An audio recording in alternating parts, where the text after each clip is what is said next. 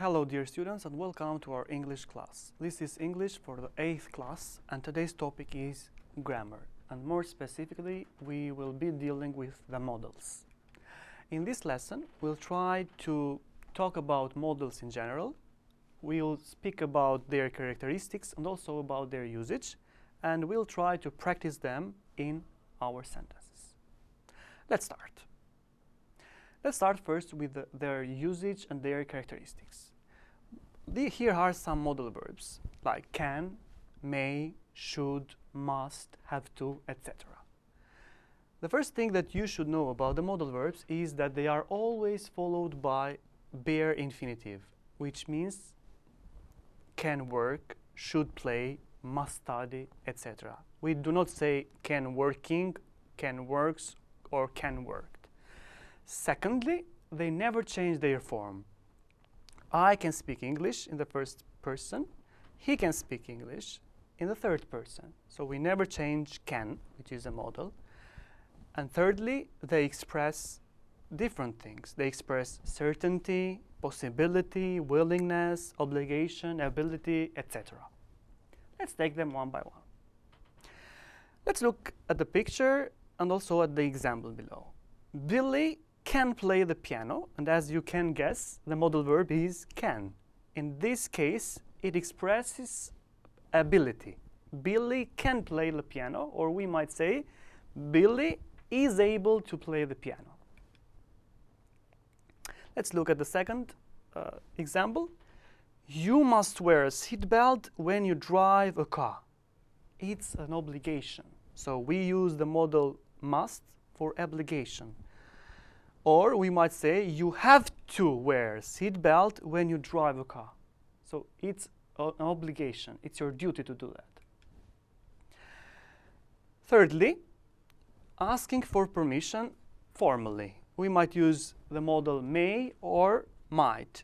May I speak to the hotel manager, please? Certainly. Or we might say, might I speak to the hotel manager, please? Certainly. To give suggestions, we use can and could. Asking for suggestions, we use shall. For example, what shall we do tonight? And we suggest by using can or could. We can go to my house and watch a DVD. Or we might say, we could go to my house and watch a DVD. For requests in a politer manner, we use could or would. For example, could you fax the contract to my hotel room, please? Or instead of could, we might use would. To give advice, we use should or ought to. They are the same in their meanings. For example, you should keep your back straight while doing this exercise. So he's giving a piece of advice to the guy. Or we might say, you ought to keep your back straight while doing this exercise. Okay, now let's try to practice these modals. Here we have some sentences, and here we have some modals. We have mustn't, can, have to, might, and should. Let's try to put them here by using also the signs that we have here. The first picture, all trains delayed. So it means you get home late today. You mustn't, you are obliged to do that, or you might come home late today. So it's possible that you might go home late today. Secondly, second picture, you leave the park before 6:30 p.m. So they close at 6:30, it says here. You leave the park before 6:30. You have to leave the park. It's an obligation. You have to, because it closes at 6:30. Thirdly, one-way street. It's a sign. You drive the wrong way up this street. You mustn't. It's forbidden. You mustn't do that. The fourth picture, 2 for 1 offer.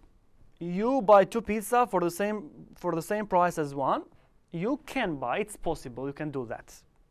And the last picture, set your fridge to 5 degrees Celsius. You keep your fridge set to 5 degrees or below. You should. It's an advice.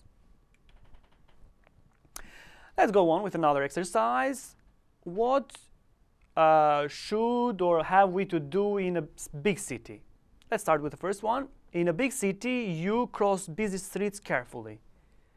You cross busy streets carefully. You should cross. It's an advice, a piece of advice. Secondly, in a big city, you keep your bag close to your body. You must keep your bag close to your body.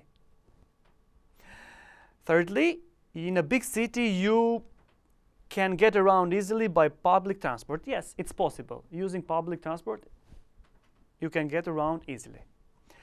And the last, in a big city, you might get stuck in a traffic jam. It's possible. You might get stuck in a traffic jam.